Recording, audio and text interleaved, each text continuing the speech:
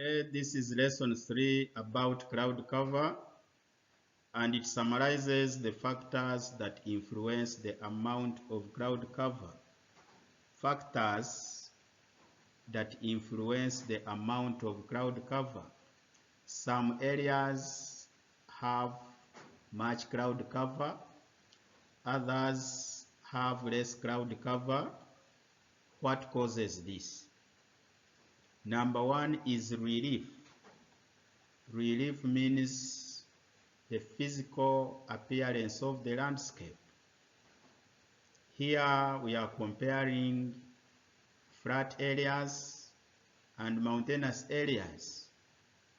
Mountainous areas or steep areas form more clouds than flat areas because these areas facilitate warm air to rise on their windward sides. Then we have altitude. The higher you go, the lesser the clouds, and the lower you go, the more the clouds. Most of the clouds are found in troposphere. This is the lowest layer of the atmosphere because this layer, which is near the Earth's surface, receives much vapor from the processes of evaporation and transpiration.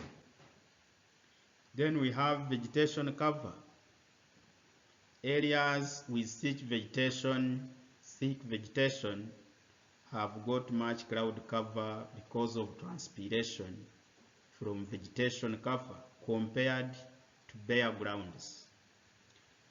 Water bodies. Areas with many and big water bodies have got much cloud cover due to evaporation compared to their counterparts. Latitudinal location, distance from the equator. Areas near the equator have got much cloud cover because of maximum evaporation due to high temperatures and maximum transpiration from equatorial forests compared to polar regions. Then we have nature of the wind. Definitely we have dry winds and cold winds. Areas served by, we have dry winds and wet winds or warm moist winds.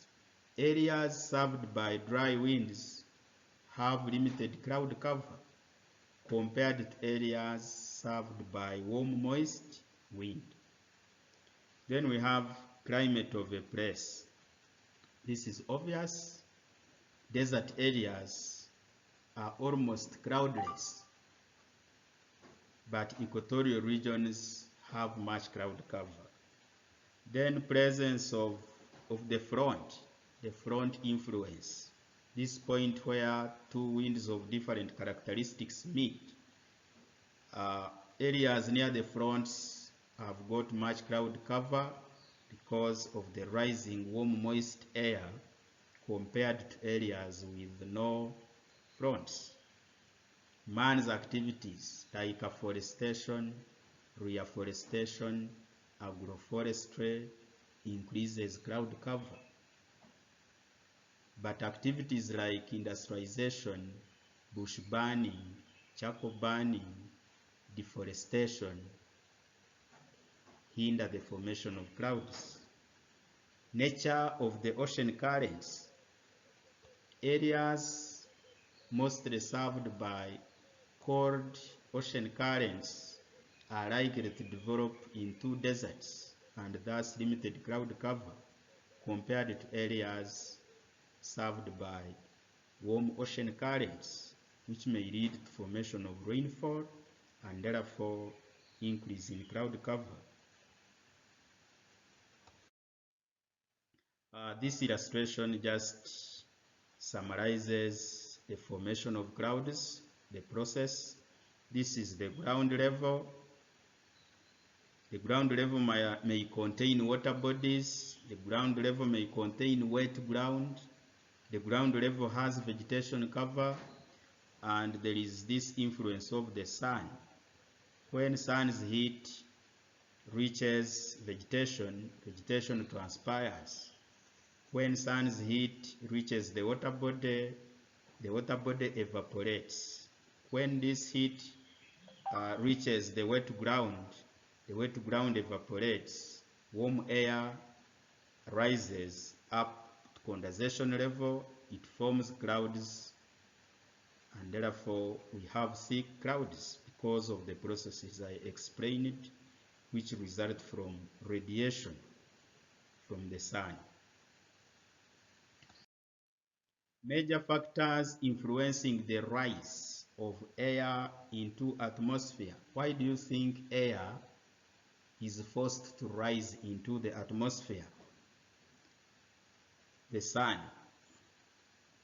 The sun is heat in short. Under the process of radiation, air is forced to rise through evaporation and transpiration. Topography.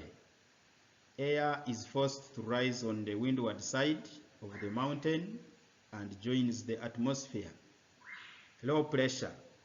When we were studying pressure, we said wind moves from high pressure zones to low pressure zones. So differences in pressure zones can force air to rise.